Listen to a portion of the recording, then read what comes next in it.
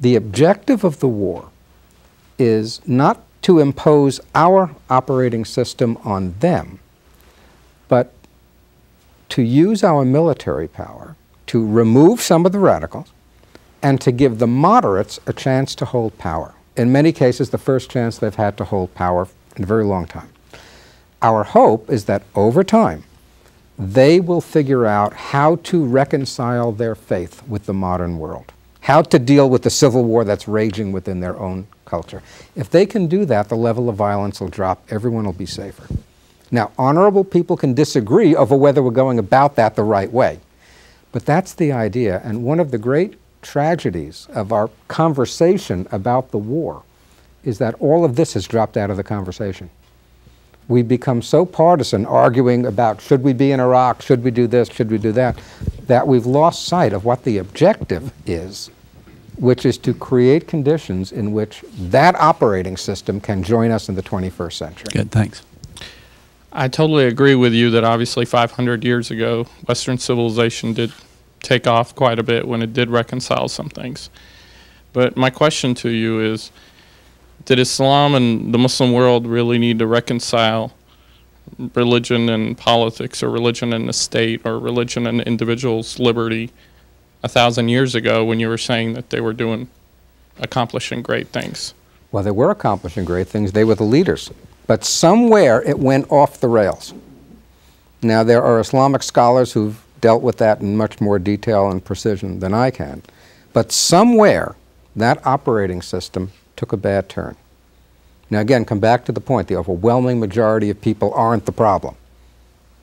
But you simply cannot look at the state of Islam today and not notice that there's a serious problem there. All right, let me take you back to, you've been concerned about these type of issues for, I guess, almost 30 years. I mean, the book you wrote on the War Against Progress was before you even went in to work for the CIA, if I recall. Is that right? That's what got me to President Reagan. That's what got you to President Reagan. Okay, so let's go back and take the Soviet Union as an example. We were in this Cold War for many, many years. So you go into the CIA, and one of the issues that you're dealing with is coming across your desk. You explain to us how it happens anyway, is a question. How close to bankruptcy is the Soviet Union, perhaps? Was that one of the questions? And strategically, what should we do based upon intelligence? Now, we sort of believe that we've gotten in a position where we have an oxymoron if we talk about, military intelligence and all that these days, because it hasn't been all that good, frankly. But what did you find, and what lessons did you learn there that you can apply to this challenge you're talking about today? When the Reagan administration came to power in 1980, the CIA and everybody else was saying that the Soviet economy was growing at a rate of over 3% a year. Now that's very good. If it's growing at a rate of 3% a year, we were growing at 3% a year, the Cold War would go on forever. We came in and said that couldn't possibly be true. When you study the Soviet economy and look at that system, it couldn't possibly be growing, it's imploding. This is not just an argument between economists. If it's imploding, there's a way to end the Cold War. So what we set out to do is to test our theory, to see if the intelligence was there to support the notion that the Soviet economy was in trouble.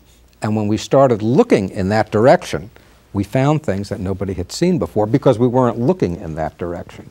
Once we felt we had that, President Reagan was able to set a course to use their economic difficulties to end the Cold War peacefully. Yeah, and that was 1983 or so when you were in there? Those were the early 80s. Yeah. And we set that course. That's when everyone was calling President Reagan an amiable idiot. Exactly. Well, he doesn't meet the discussion of idiot, but if you get the camera up there on the guy in the top row with the sort of sweatshirt on, with the not the one guy on the beard, the good-looking guy with the beard, the other guy next to him is a guy named Steve Pevich. Now, he and I happen to have been in Russia for the first time. We have 3 Russian folks here, by the way, talking about Russia, up there and over here.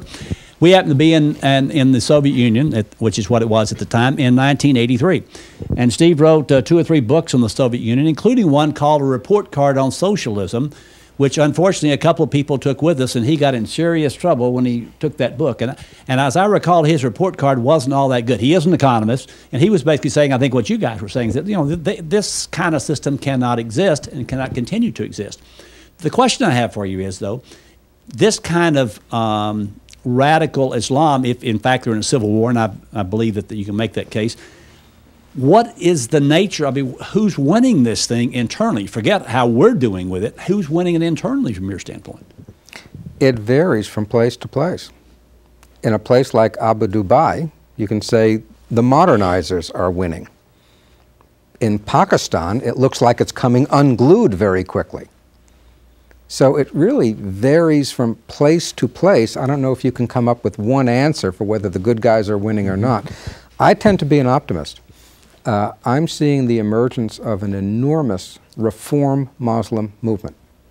People who want to move that culture and faith into the 21st century. And what we're trying to do is buy them enough time to do that.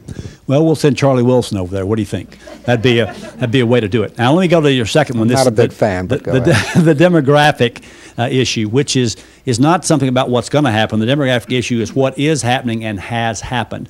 Now, I don't know. I've got graphic number 1, if you put graphic number 1 up there. And I think these are the numbers you used, and they may be slightly different from this, Herb. But if this happens to be pretty close to the birth rates that you talked about in that speech you made last month, talk to us about that and what the implication of those things happen to be.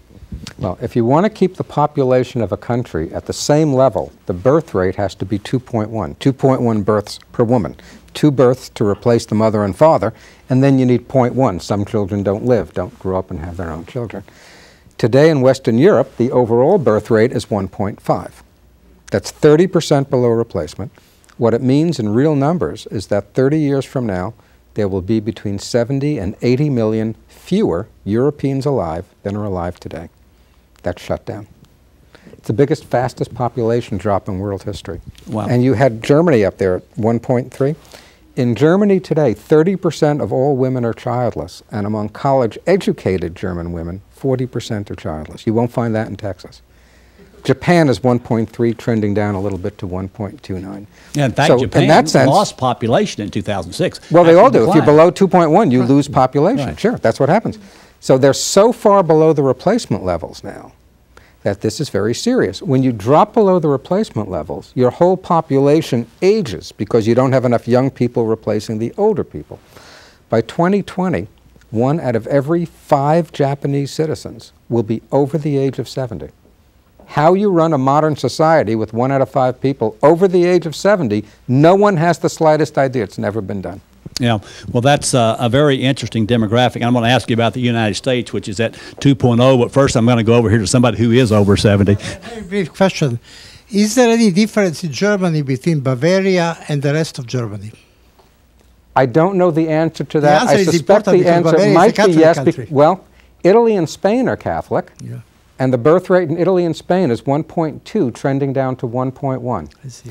The Catholic regions now have the lowest birth rates. In fact, even in Canada, Quebec is the Catholic province, and it has the 2nd lowest birth rate in Canada. No one saw this coming. No one saw these complete collapses of the birth rate, and the economic implications are simply staggering. I have one more question, but it's different. Is Putin Stalin with a human face?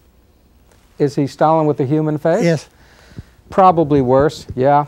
Like everybody else, we hoped he was, a bit of a thug, but maybe a modern thug, and he's looking like a total creep. He is driving Russia into the same ditch the communists drove it into back in the 20th century. Well, and not Too only bad. that, Couldn't be a mess. but the demographic issue in Russia is pretty dire too, isn't The it? population of Russia is now dropping so fast. By the way, the average lifespan of a man in Russia is under 58 years. The population is dropping so fast that by 2050, the population of Russia will be smaller than the population of Yemen, which has one of the world's high birth rates. Yemen's a little place. Russia covers 1/6 of the Earth's land surface. So what did they do?